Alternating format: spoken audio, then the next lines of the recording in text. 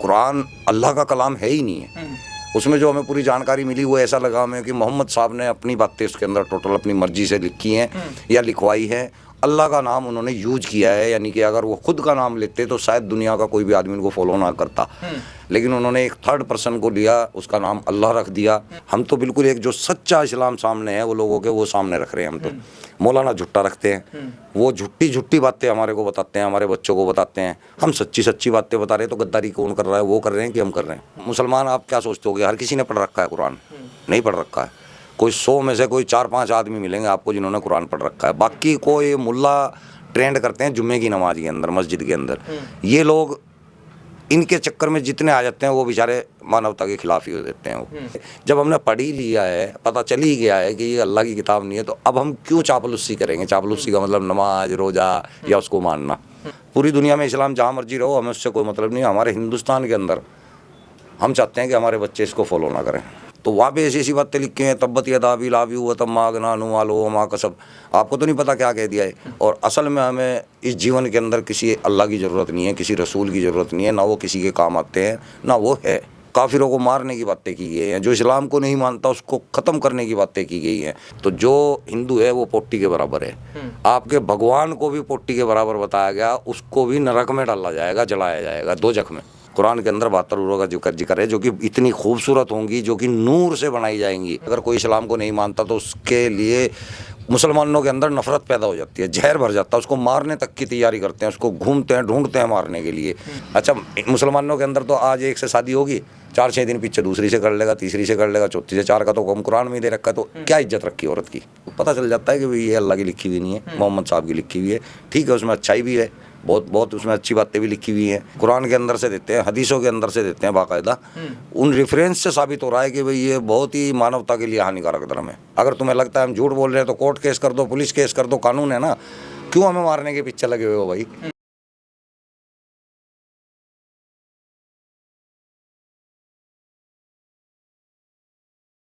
नमस्कार दोस्तों, स्वागत है आप सभी का पब्लिक मित्र पर। मैं हूं आपके साथ विमल त्यागी। काफ़ी दिनों से आप अगर सोशल मीडिया देख रहे होंगे तो एक शब्द की बहुत ज़्यादा चर्चा है, एक्स मुस्लिम। एक्स मुस्लिम की इसलिए चर्चा है कि एक व्यक्ति इस समय सोशल मीडिया पे छाया हुआ है।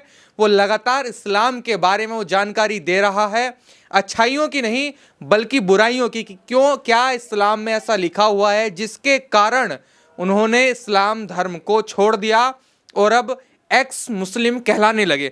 मेरे साथ सलीम जी मौजूद है। बहुत बहुत स्वागत है आपका हमारे चैनल पर। शुक्रिया, बहुत शुक्रिया जी। आप क्या कहेंगे कि आप काफ़ी दिनों से चर्चा में हैं, एक्स मुस्लिम जो शब्द है ये कहाँ से आया, कैसे लिया, और इसके पीछे की कहानी क्या है कि क्यों आपने इस्लाम धर्म को छोड़ा? देखिए, एक्स मुस्लिम कहाँ से आया इस चीज़ की तो मुझे भी जानकारी नहीं है, लेकिन मैं भी इसका एक हिस्सा बन गया। एक्स मुस्लिम उसको बोलते हैं जो पहले मुसलमान होता है और बाद में वो इस्लाम को छोड़ देता है, उसको एक्स मुस्लिम कहने लगते हैं लोग। इससे सीधा सा आदमी फ़ौरन समझ जाता है कि भाई ये आदमी जो है इस्लाम को छोड़ा हुआ है, पहले इस्लाम में था। और छोड़ा क्यों? इसकी वजह ये है कि हम इसको एक अल्लाह की किताब मान के फॉलो कर रहे थे, मोहम्मद साहब को अल्लाह का रसूल मान के फॉलो कर रहे थे।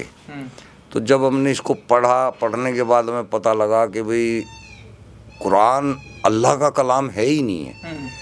उसमें जो हमें पूरी जानकारी मिली वो ऐसा लगा हमें कि मोहम्मद साहब ने अपनी बातें उसके अंदर टोटल अपनी मर्जी से लिखी हैं या लिखवाई है।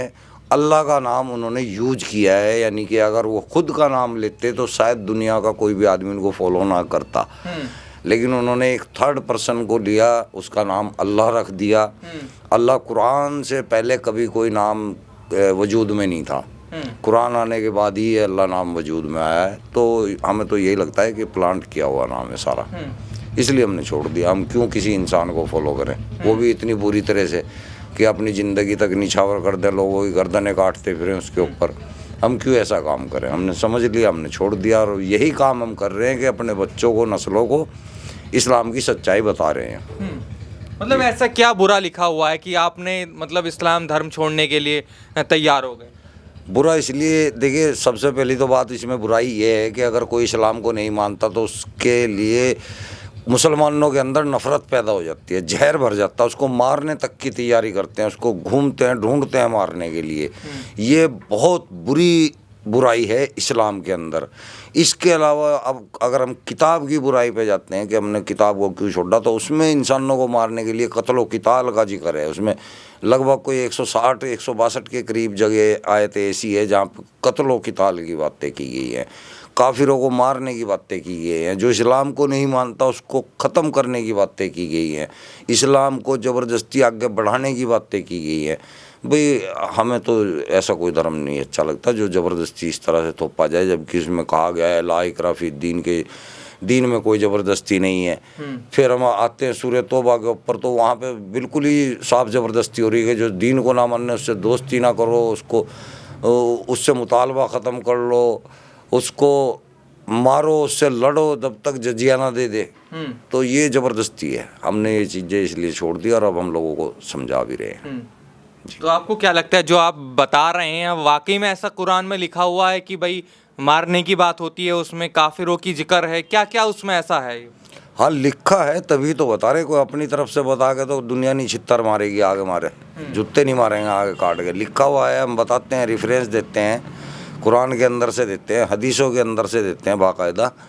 उन रेफरेंस से साबित हो रहा है कि भाई ये बहुत ही मानवता के लिए हानिकारक धर्म है, बहुत ज़्यादा। कभी हो सकता है जब ये धर्म बना हो, मजहब बना हो, जब ये हो सकता है कि उस वक्त के लिए ये अच्छा हो, लेकिन आज जो हालात हैं उसके लिए ये जहर है। और असल में हमें इस जीवन के अंदर किसी अल्लाह की ज़रूरत नहीं है, किसी रसूल की ज़रूरत नहीं है, ना वो किसी के काम आते हैं ना वो है। तो फिर किसकी ज़रूरत है? हमें इंसानों की ज़रूरत है, अपनी नस्ल की ज़रूरत है, हमें मानवों की ज़रूरत है। मानव के मानव काम आता है। और कभी आपने सुना कि अल्लाह काम आया, भगवान काम आया, ईश्वर काम आया? आता है कभी? इंसान की मदद इंसान ही करता है आगे, उसके दुख सुख में इंसान ही काम आता है। तो इंसानों को इंसानों की ज़रूरत है भाई। आप इतना बुरा बता रहे हैं, लेकिन तमाम मुस्लिम धर्मगुरु तो इस बात को कहते हैं कि इस्लाम जो है वो इंसानियत का पैगाम देता है। इस्लाम जो है वो नफ़रत नहीं सिखाता, शांति का पैगाम देता है। कहाँ है वो शांति लिखी हुई? हमें भी तो दिखाओ। हमारी मौलाना से बात होती है हमारे सामने तो वो शांति दिखा नहीं पाते हैं। ठीक है, आप तो चलो हिंदू धर्म से हो, आपको क्या पता, आपके साथ थोड़े मैं डिबेट कर सकता हूँ इस मामले में। आपको दिखाना चाहिए ना कि देखो ये लिखी हुई है शांति, वहाँ तो अशांति लिखी हुई है। आपको इतनी आयतें दिखा दूंगा मैं जिसमें जो है लोगों को मारने का हुक्म दिया हुआ है जो इस्लाम को ना फॉलो करे, उन लोगों को मारने का, ज़बरदस्ती इस्लाम काबिज करने का हुक्म दिया हुआ है। तो ये शांति की बात है। शांति तो ये होती है जियो और जीने दो। तुम जैसे जी रहे हो अपना जियो, मज़े करो, दूसरा जैसे जी रहा है उसको जीने दो, मज़े करो। तुम ज़बरदस्ती जो तबलीग के करते फिरते हो, ये जमातें ले लेके घूमते हो, क्या मतलब है तुम्हारा? ज़बरदस्ती इस्लाम काबिज करोगे, अपनी जन्नत पक्की करो। अगर तुम्हें अल्लाह का पता चल गया है कि अल्लाह है, उसका रसूल है, उनकी इबादत करो और जाओ जन्नत में। हम अगर कुछ बोल रहे हैं, अगर हम उसके ख़िलाफ़ बोल रहे हैं, अगर तुम्हें लगता है हम झूठ बोल रहे हैं तो कोर्ट केस कर दो, पुलिस केस कर दो, कानून है ना। क्यों हमें मारने के पीछे लगे हुए हो भाई? क्या बिगाड़ लोगे तुम हमारा, और क्यों बिगाड़ना चाहते हो? ये मेरा भी सवाल है। आके बात करो हमसे, हम तो मौका देते हैं हर किसी को। हमारा चैनल भी है, यूट्यूब चैनल है सलीम वास्तिक के नाम से।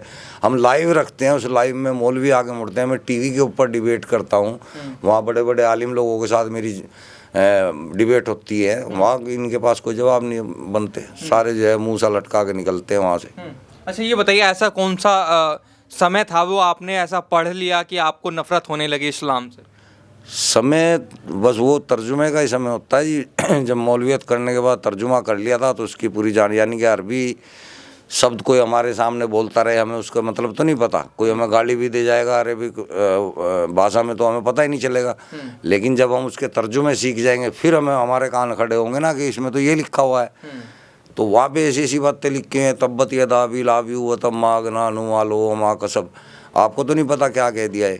ये बोल रहे हैं कि टूट जाए अबू लहब। अल्लाह मियाँ का कलाम है, अल्लाह मियाँ कुरान के अंदर बोल रहा है कि टूट जाए अबू लहब के हाथ, नाश हो जाए उसका। बद्दुआ है ना ये बद्दुआ ही होती है ना कि टूट जाए फलाने के हाथ, नाश हो जाए उसका।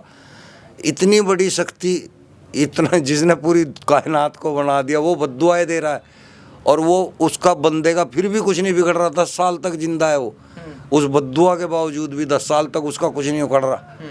तो पता चल जाता है कि भाई ये अल्लाह की लिखी हुई नहीं है, मोहम्मद साहब की लिखी हुई है। ठीक है, उसमें अच्छाई भी है, बहुत बहुत उसमें अच्छी बातें भी लिखी हुई हैं, कुछ बाइबल से उठाई हुई है, कुछ सनातन धर्म से उठाई हुई है, कुछ पगान धर्म से उठाई हुई है, कुछ यहूदी धर्म से उठाई हुई है, सब कॉपी है। कुछ बातें मोहम्मद साहब ने अपने जहन से लिखी हैं, लिखवाई है। जो उनके जहन से लिखी है ना, वो सब जहर है। उसमें सेक्स और मार काट, इसके अलावा और कुछ नहीं है। इसलिए हमें जो है इस्लाम से जो है नफरत, क्या पूरी दुनिया में इस्लाम जहाँ मर्जी रहो, हमें उससे कोई मतलब नहीं है। हमारे हिंदुस्तान के अंदर हम चाहते हैं कि हमारे बच्चे इसको फॉलो ना करें, और पढ़ के समझो। ऐसे नहीं कि हम कह रहे हैं तो इस बात का यकीन कर लो, जो बात हम कह रहे हैं उसका रेफरेंस चेक कर लो कि सही कही है या नहीं कही है, फिर छोड़ दो। महिलाओं के प्रति क्या लिखा हुआ है इस्लाम में? महिलाओं के प्रति बहुत गलत लिखा हुआ है। महिलाओं को सिर्फ सेक्स की एक डोल बना दिया गया है कि यानी कि तुम उसके साथ कैसे भी कभी भी सेक्स कर सकते हो। तुम्हारा सेक्स को दिल कर रहा है और वो आने से इनकार कर रही है तो तुम उसे फेंटी भी मार सकते हो, पीट भी सकते हो सेक्स के लिए। उसकी अकल आधी बताई गई है, उसमें इतनी तमीज़ बताई गई है कि दो इंसानों के, एक इंसान के बराबर उसकी आधी है। एक मर्द में जितनी होगी उसकी आधी, उसकी गवाही आधी बताई गई है। उसको आज़ादी से नहीं रहने दिया जाता, उसको ढांक के रखा जाता है, उसको तलाक के बाद हलाला के लिए मजबूर किया जाता है। ऐसी बहुत सी चीज़ें हैं जो इस्लाम में अच्छी नहीं है।